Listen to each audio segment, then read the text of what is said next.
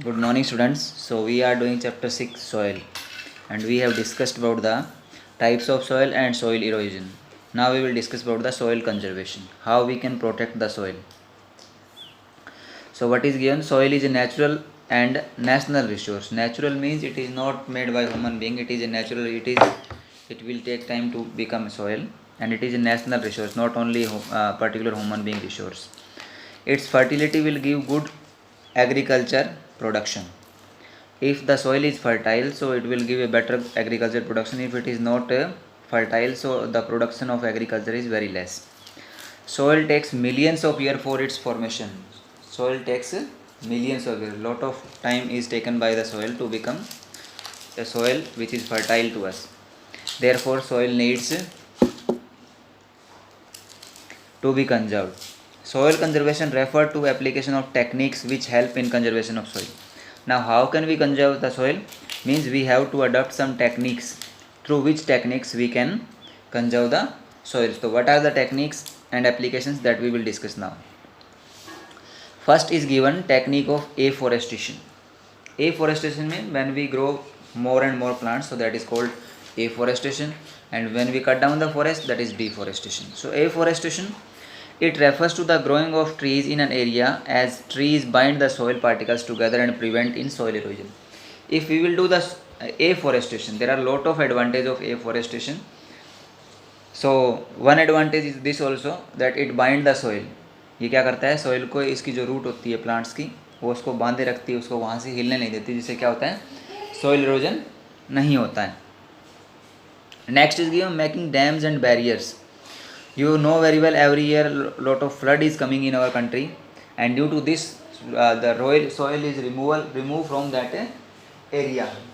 So for this what we have to do, we will make dams on or barrier on the river, so that we can stop the flood and we can stop the soil erosion. So what is that? Many river cause soil erosion due to heavy rainfall. Therefore their flow can be regulated by building barriers or dams in the middle, so that their speed is decreased. During the rainy season, you know very well, some parts of our country getting the flood, बाढ़ आ जाती है Brahmaputra river के कारण, असम और इस side में, coastal area में भी, Bihar. So in these areas when flood is coming or rivers become so much floody, तो उससे क्या होता है कि उस एरिया के अंदर जो सोइल है उसको वहाँ से इरोड कर देती है, रिमूव कर देती है. So to stop this we have to make the dams and barriers on the river, so that we can regulate the water of the rivers. So this is the next is given keep a check on overgrazing. Overgrazing, you know very well, the land which is used more and more times for the grazing for animals. So that उसके कारण क्या होता है, बार बार उसको use करते हो तो उससे क्या है, ग्रोथ तो ग्रास की होती नहीं है, एनिमल्स है वो क्या कर देते हैं, सोइल को लूज कर देते हैं, जो फिर वाटर और विंड के द्वारा सोइल इरोजन होता है वहाँ पे.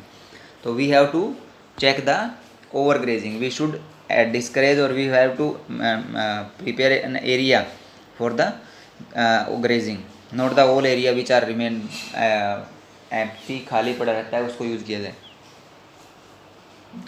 Next is that crop rotation. Crop rotation should be applied. In this, crop should be grown in a rotation as they help in maintaining the soil fertility. We should not grow the same crops every year. जैसे हमने नरमा उगा लिया, फिर आगे हमने गेहूँ उगा ली, इस तरीके से ये रोटेशन हम इसके अंदर कुछ चेंज ना करें, तो उससे क्या होता है, सॉइल की फर्टिलिटी लूज हो जाती है और वो सॉइल फिर अनफर्टाइल हो जाती है. That will not be suitable to us. So we have to not do this.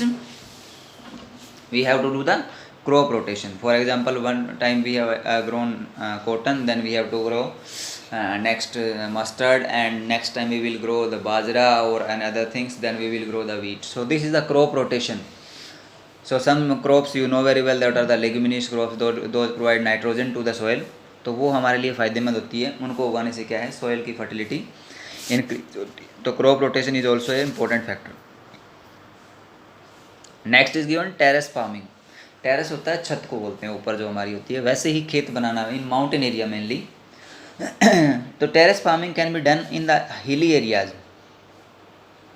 Small steps can be made in the mountains areas which will help in reducing the water speed and thus help in reducing soil erosion. We will make the stair steps. जो stairs होती है हमारे घरों में, आपने देखा होगा, उस तरीके से अगर हम घर को उसको बना लेते हैं माउंटेन को, तो उससे क्या होगा कि स्पीड जो वाटर की होगी that will become slow and it will help to reducing the soil erosion. वो क्या करेगा, सॉइल इरोजन में हेल्प करेगा। So this is the example of terrace farming. ये सारा टेरेस फार्मिंग का एग्जाम्पल है आपका।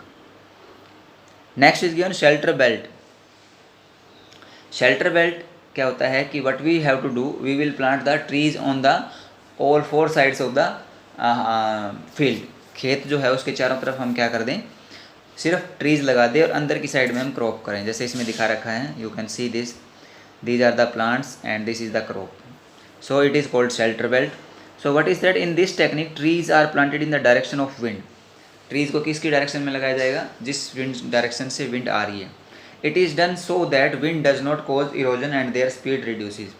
इससे क्या होगा कि एक तो क्या होगा, स्पीड रिड्यूस हो जाएगी विंड की, क्योंकि इतनी एकदम स्पीड से आएगी तो प्लांट ट्रीज है वो उसको कम कर देंगे, और उसके कारण क्या होगा, सॉइल इरोजन भी नहीं हो पाएगा। तो shelter belt is also helpful to stop soil erosion.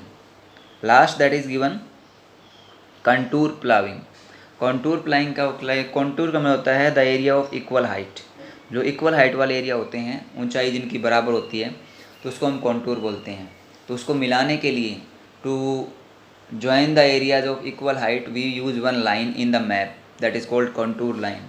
यानी हम मैप में इक्वल हाइट वाले एरिया को ज्वाइन करने के लिए एक लाइन का यूज़ करते हैं, उसको हम बोलते हैं कंटूर लाइन। तो वैसे ही क्या कहा गया, कंटूर प्लाविंग, यानी इक्वल हाइट वाले एरिया हैं उनके अंदर खेती करना। जैसे इसमें दिखा रखा है, this is the example of contour ploughing. With the help of this technique surface run of and soil erosion can be decreased. इसकी हेल्प से क्या होगा, जो सरफेस ऊपर का जो सॉइल का इरोजन होता है वो नहीं हो पाएगा, और सॉइल इरोजन क्या हो जाएगा, कम हो जाएगा। So this thing we have discussed in our chapter. So this is the things we have discussed about the soil erosion, soil conservation. So you will read and make your notes in your notebook. Thank you. Have a nice day.